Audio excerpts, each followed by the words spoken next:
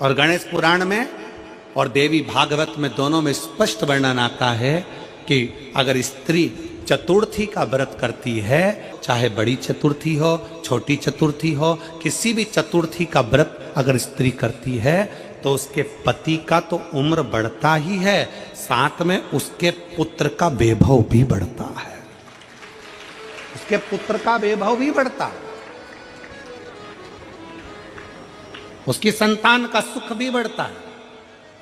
गणेश जी महाराज ने कहा देवता स्वीकार करें चाहे नहीं करें, मेरे भगवान शंकर और मैं मंदार के पुष्प को और शमी के पत्र को स्वीकार करेंगे। जो मनुष्य शमी के पत्र से हम दोनों की आराधना करेगा, मेरे पिता शिव जी की और मेरी आराधना करेगा, भूलवश भी शमी के वृक्ष का दर्शन जिस दिन व्यक्ति को मनुष्य देह में हो जाएगा, शमी के वृक्ष का यदि वो दर्शन भी कर लेगा, उस दिन 12 ज्योतिर्लिंग के दर्शन का पुण्य फल प्राप्त हो जाए। कार्य सिद्धि के लिए 5 दुर्वा गणेश जी को चढ़ाई जाती है। आज भी दुर्वा गणेश जी को समर्पित करी जाती है, मात्र 5। कितनी? आज के जमाने में लोग गट्ठा बनाकर चढ़ा दें, वो अपनी जगह पर 5 दुर्वा पंचम इंद्रियों को वश में करने के लिए और भगवान के 5 जो स्वरूप हैं उनको अपने भीतर उतारने के लिए 5 दुर्वा। और दुर्वा में भी 3 गांठ। जब दुर्वा समर्पित करी जाती है तो उसमें नीचे दुर्वा की डंडी पर गांठ रहती है, 3 छोटी छोटी गांठें होना चाहिए। कितनी गांठ? जो भगवान को समर्पित करी जाए। जिस लड़के और लड़की का विवाह नहीं होता, जी की कथा करते हो, आपको नहीं मालूम कि गणेश जी कब फ्री रहते हैं? हमने कहा गणेश जी फ्री रहने का केवल एक समय होता है, एक टाइम होता है, एक पल होता है, एक घड़ी होती है कि गणेश जी महाराज हमारे घर में आ गए। गणेश जी की सबसे पहली जो आरती हो, उस आरती के समय पर अगर धूप बत्ती जलाई जाए या गोबरी को जलाकर उसमें गूगल छोड़ी जाए और गूगल छोड़ने के बाद गणेश जी का नाम ध्रुम वर्ण कह दिया जाए तो गणेश जी को तुम्हारे घर की पूजा स्वीकार करना पड़ती है। बस वो समय हम जानते, हम तो बस उतना जानते हैं कि शिव महापुराण में लिखा और मुद्गल पुराण में लिखा, गणेश पुराण में लिखा, गणेश जी का एक नाम होता है ध्रुम वर्ण। क्या नाम है? ध्रुम वर्ण गणेश जी का एक नाम होता है। जब हम धूप जलाकर और धूप लगाने के बाद में गणेश जी की सबसे पहली आरती करने के पहले अगर हम सबसे पहली आरती गणेश जी की कर रहे हो, अपने घर में स्थापना कर रहे हो, बिठा रहे हो, और तुम चाहते हो कि गणेश जी की आरती करने के पहले अगर हम सबसे पहली आरती गणेश जी की कर रहे हो, अपने घर में स्थापना कर रहे हो, बिठा रहे हो, और तुम चाहते हो कि गणेश जी मेरे घर में आके मेरी पूजा को स्वीकार करें और जो मांगू मेरा गणेश मुझे दे 10 दिन के अंदर, तो पहला नाम लेकर पुकार लेना ध्रुम वर्ण विनायक, बैठो, बस काम हो गया। वो फ्री होकर आता है, वो बैठता है, अलमस्तता में बैठता। जी महाराज को जो दुबा आप लोग समर्पित करते हैं उसको मोली से बांधकर कभी नहीं चढ़ाएंगे, मोली से धागे से बांधकर नहीं चढ़ाएंगे, दुबा से ही उसको लपेट दीजिए, दुबा से ही उसको बांधिए और प्रयास करा करो कि दुर्बा जहां गणेश जी का दांत टूटा है उसी ओर गणेश जी को समर्पित करिए। दुर्बा का पकड़ना, मनोकामना प्राप्ति के लिए 21 दुर्बा, वंश वृद्धि के लिए 11 दुर्बा, कार्य सिद्धि के लिए 7 दुर्बा और अच्छे एग्जाम में पास होने के लिए 5 दुर्बा का प्रमाण शिव महापुराण में वर्णन है।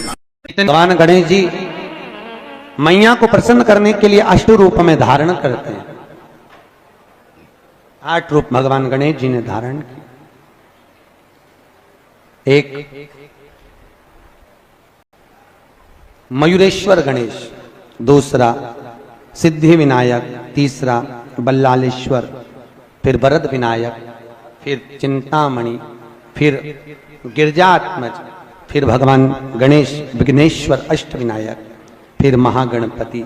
ऐसे गणेश जी के 8 नाम हुए। उस समय तिजोरी के अंदर जो गणेश की प्रतिमा रखी जाती है, किस नाम से रखी जाती है? तो तिजोरी में हम जो गणेश की प्रतिमा रखते हैं वो वरद विनायक के नाम से रखते हैं। कौन सा गणेश? वरद। वरद विनायक के नाम से तिजोरी में गणेश रखते हैं। मेरा भोलेनाथ आपको ना कभी दासी बनाना चाहता है, मेरा भोलेनाथ ना आपको कभी नौकर बनाना चाहता है मेरा भोलेनाथ, ना कभी आपको सेविका बनाना चाहता है मेरा भोलेनाथ। तो आपका हाथ पकड़कर इस संसार सागर से, भव सागर से उन्नति की ओर आगे बढ़ाना चाहता है। वो आपको डूबने नहीं देगा, वो आपको नष्ट नहीं होने देगा, वो आपको तकलीफ में नहीं आने देगा, वो आपको कष्ट की ओर नहीं जाने देगा। वो शिव तत्व है, वो शंकर, वो घड़ी को दाना मेरा, वो शिव तत्व है। सुयशा, मैं तुम्हें दासी नहीं बना सकता, मैं तुम्हें सेविका नहीं बना सकता। तो सुयशा ने कहा फिर कोई सेवा मुझे दे दीजिए। शिव जी ने कहा सुयशा तुम नंदी से विवाह कर लो, और नंदी से विवाह कर कर तुम नंदी की धर्म पत्नी बन जाओगी। और नंदी की अगर धर्म पत्नी तुम बन गई तो जिस जगह पर नंदी मेरे मंदिर के बाहर बैठा रहेगा,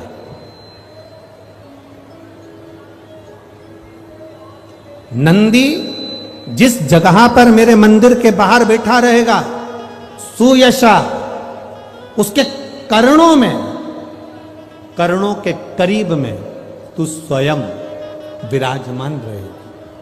सुयशा, जब कोई नारी, जब कोई पुरुष, जब कोई बच्चा, जब कोई बुजुर्ग, जब कोई भी संसार सागर में रहने वाला मानव मेरे मंदिर में आएगा और नंदी के कान में कुछ कहकर जाएगा, तब तू उसको सुनकर मां पार्वती से कहेगी। और पार्वती जब मेरे साथ प्रतिदिन प्रदोष काल में, प्रदोष के समय, शाम के समय भ्रमण पर जब पार्वती मेरे साथ जाएगी तो पार्वती मैया जिसके सामने नंदी को रोक देगी, मैं उसके ऊपर कृपा करते हुआ चले जाऊंगा। ये हमारा भाव शिव महापुराण की कथा वर्णन कर रही है। ये हमारा भाव भगवान देवाधिदेव महादेव का चरित्र वर्णन कर रहा है, ये शिव तत्व वर्णन कर रहा है। कितने लोग हैं जो भगवान नंदी के कानों में कुछ कहकर आते हैं? बोले हो कभी? सीधे बोल देते हो क्या जाकर? नंदी के कानों में कहने का भी एक तरीका है। आप लोगों को मालूम होगा वो तरीका? नहीं मालूम? ये बेलपत्री की जो डंडी रहती है ना, बीच का जो भाग है, ध्यान दिए ना जरा सा, ये बीच की जो डंडी है, फिर से देखिए, बेलपत्री के 2 पत्ते और उसके पास में जो बीच की जो डंडी का भाग है, दिख रहा है आप लोगों को? ये 2 डंडी, ये बीच की 2 पत्ती और उसके बीच में जो 2 डंडी का भाग होता है। जब हम देवाधिदेव महादेव से कोई बात कहने वाले होते हैं ना कि बाबा बहुत दुखी हूं, बाबा बहुत तकलीफ चल रही है, बाबा मैंने एक कंपटीशन एग्जाम में परीक्षा दी है, बाबा मेरे जीवन में ये तकलीफ हो रही है बाबा, तब इस बेलपत्री की जो ये डंडी होती है, इस उंगली से, इस अंगुष्ठ से इस डंडी को पकड़ा जाता है और बाबा के कर्ण में कहने से पहले ये हाथ को नंदी के ऊपर रखकर फिर हम बाबा के नंदी के कानों में कहते हैं और चलते समय इस बेलपत्र को अशोक सुंदरी की जगह पर चढ़ाकर वापिस सजाते हैं। देवाधिदेव महादेव को पार्वती की बात मानना ही पड़ती है और वो कहना ही पड़ता है। ये बेलपत्र की महत्व है। ये जितना फल एक बेलपत्र की पत्ती में, उतना की उतना फल हम आपसे फिर कहेंगे। कभी मौका मिल जाए जिंदगी में, कभी तुम्हारे जीवन में अगर मौका मिले और कहीं बेलपत्री का वृक्ष मिल जाए जिसकी छांव तुम्हारे ऊपर पड़ रही हो, तुम्हारे ऊपर अगर बेलपत्री की छांव पड़ रही हो, उसके नीचे बैठकर कभी मौका मिले, एक बेलपत्री का पत्ता मात्र रखकर आप शिव जी का नाम लेकर जल भी अगर समर्पित कर रहे हो ना, तो वो 12 ज्योतिर्लिंग को जल चढ़ाने के बराबर फल प्रदान कर। एक बेलपत्री का पत्ता, एक बेलपत्री का वृक्ष, एक बेलपत्री के वृक्ष की छांव हमारे जीवन को कृतार्थ कर देती है। धन बड़ा सुंदर भाव व्यक्त करता है। हमने पहले भी कथा में कहा, रायपुर की कथा में भी कहा और भाटापारा में भी कहा था, विषम परिस्थिति में किसी के हाथ जोड़ने से अच्छा है, किसी के पास जाकर बैठकर रोने से अच्छा है देवादिदेव महादेव के मंदिर में एक लोटा जल धीरे धीरे एक बेलपत्री समर्पित कर कर, बेलपत्री की जो डंडी है बस शिवलिंग पर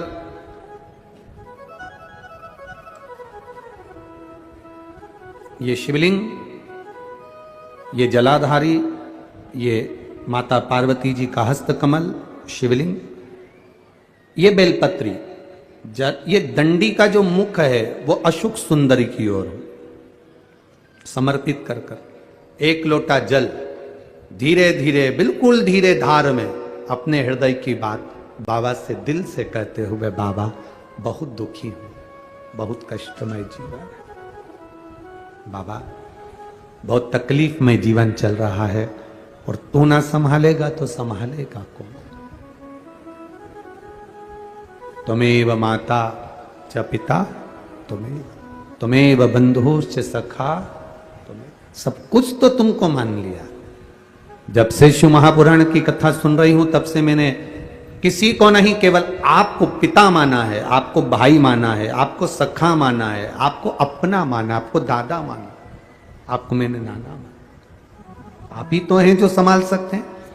शिव बाबा से एक लोटा जल अगर समर्पित कर रहे हैं धीरे धीरे, कभी तुम्हारे चित्त में ऐसा आए कि मुझे बहुत टेंशन चल रहा है और मेरा जीवन ठीक नहीं चल रहा, हम कहेंगे, आज के जमाने में लोग हताश हो जाते हैं तो सोचते हैं कि सुसाइड कर लूं, मर जाऊं। हम उनसे इतना सा कहना चाहेंगे कि मरने का प्लान फिर बाद में कर लेना।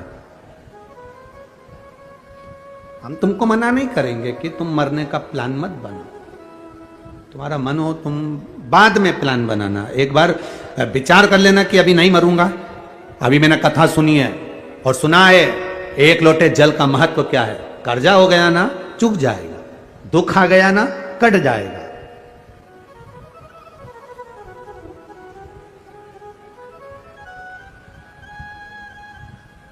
कर्जा भी हो गया तुम कटेगा मिटेगा, मरना उसका कोई एक प्लान नहीं है कि कर्जा तुम मर जाओगे तो कर्जा तुम्हारा चुक जाएगा। ना ना ना ना, कर्जा हो गया ना चुकाएगा बाबा। तुम्हारा विश्वास दृढ़ रखो, अपने भजन के बल को बढ़ाओ, शिव मंदिर में जाने का समय का आनंद पाओ, शंकर जी पे एक लोटा जल चढ़ाओ तो दिल से चढ़ाओ, राम नाम कृष्ण नाम शिव नाम जो जप रहे हो उसको दिल से जपो, भगवान की भक्ति दिल से करो। आया हुआ समय, आया हुआ दुख कटेगा, थोड़ा समय लगेगा, धीरे धीरे धीरे धीरे वो कट जाएगा। वो बर्तन होता है ना बहुत काला हो जाता है तो उसको माताएं रगड़ती है, वो साफ नहीं होता तो फिर क्या करते हैं उस बर्तन को? अगर बर्तन साफ नहीं हो ना तो फिर उसको क्या करते हैं, उसमें छाछ भर देती है, दही भर देती है, नींबू लगाकर छोड़ देती है, खट्टी चीज से वो साफ हो जाएगा। तो थोड़ा अगर समय लग रहा है और लगे कि तुमको कि ये ठीक नहीं हो रहा तो समझ लेना कि भगवान ने भी कोई छाछ भर दी होगी, भगवान सुन क्यों नहीं रहा, भगवान ने भी कोई दही भर दिया होगा, ये समर क्यों नहीं रहा, ये ठीक समय आ क्यों नहीं रहा। आएगा, थोड़ा बाबा पर भरोसा रखो, विश्वास रखो, सारी समस्या का हल एक लोटा आप बाबा को समर्पित करो। बोल बम का नारा है, बाबा एक। और पानी बहुत तेज आ रहा था, संत की कुटिया में आ गए। संत की कुटिया में जैसे चोर आए, आते सी चोर ने संत की कुटिया में आते सी संत ने पूछ लिया, कौन हो तुम, कौन हो? चोर ने कहा मैं चोर हूं, मेरे पास चोरी का सामान है। संत ने कहा चलो बाहर निकलो, हमारे आश्रम में रहोगे, चोरी कर कर आ रहे हो, चोरी का सामान लेकर आ रहे हो, चलो निकलो यहां से बाहर। और संत ने उसको धक्का देकर बाहर निकाला।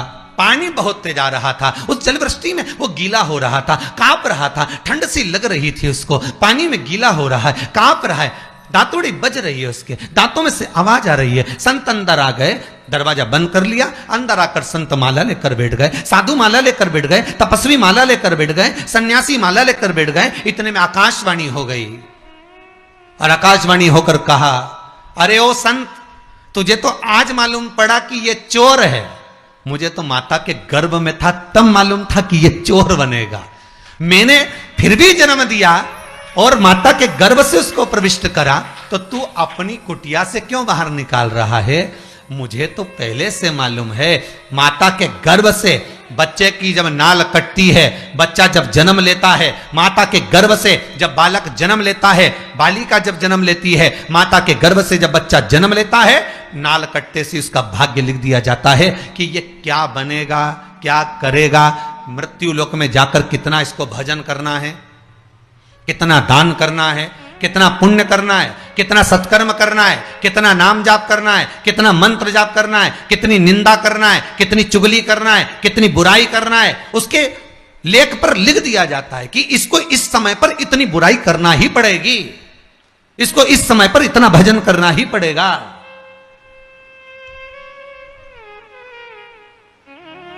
और जब उसके भाग्य में लिख दिया गया, उसके भाग्य में जब लिखा गया, तो फिर उसको वो करना ही है, चाहे तुम कितना 7 ताले में बंद कर दो तो भी वो करेगा, तो भी करेगा।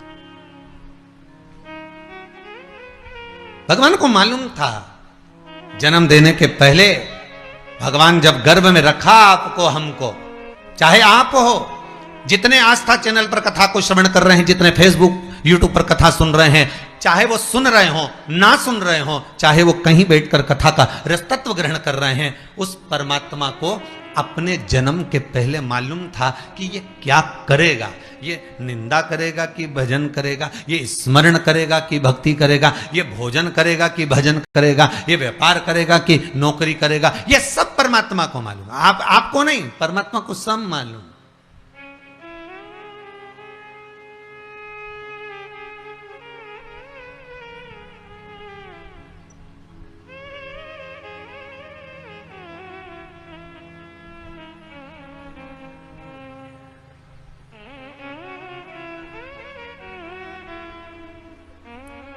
यशोदा जी की गोद में भगवान कृष्ण को जब देखा गया, यशोदा जी की गोद में जब लाला को देखा गया, महाकाल राजा ने, मेरे भगवान भूत अधिपति भूतेश्वर मेरे शिव ने कहा कि इसके मस्तक पर काल मंडरा रहा है, इसके मस्तक पर काल मंडरा रहा है, ये कह दिया।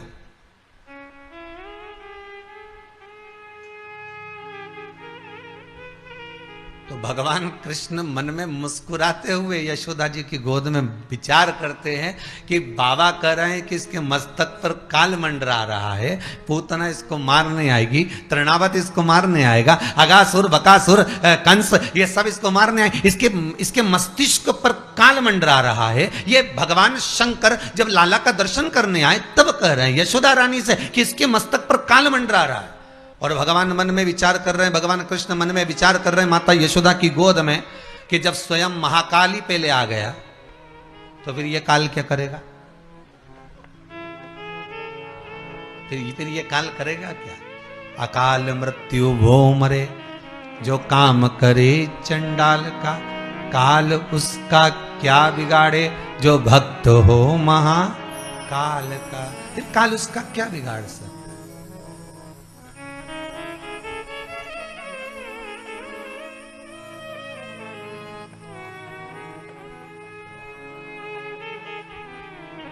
तो बिगाड़े तो बिगाड़े क्या?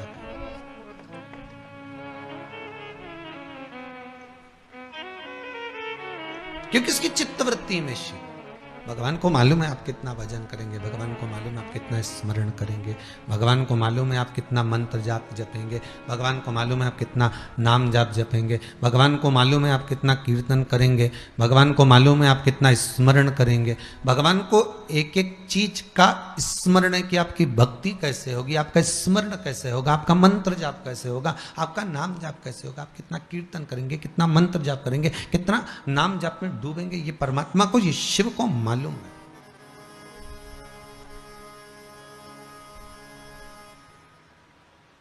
भगवान को ये ज्ञात है, पर हम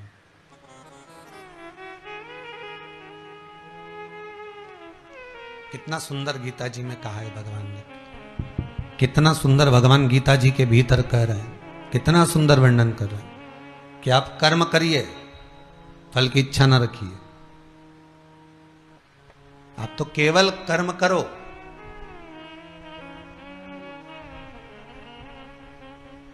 और जितना कर सकते हो करे जाओ।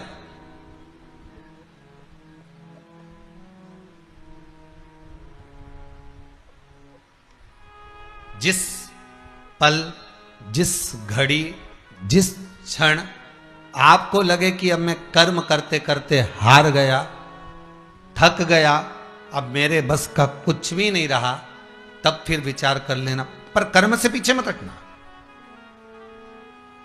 कर्म तो करना पड़ेगा। पूर्व के कर्म को काटने के लिए मृत्यु लोक में आकर हमें कर्म करना ही है।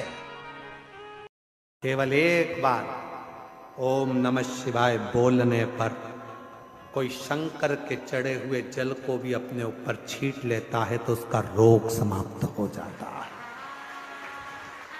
दूसरी बात, 2 बार नमः शिवाय बोलकर जो शंकर के जल को अपने ऊपर छींट लेता है उसकी जिंदगी सुधरना प्रारंभ हो जाती है।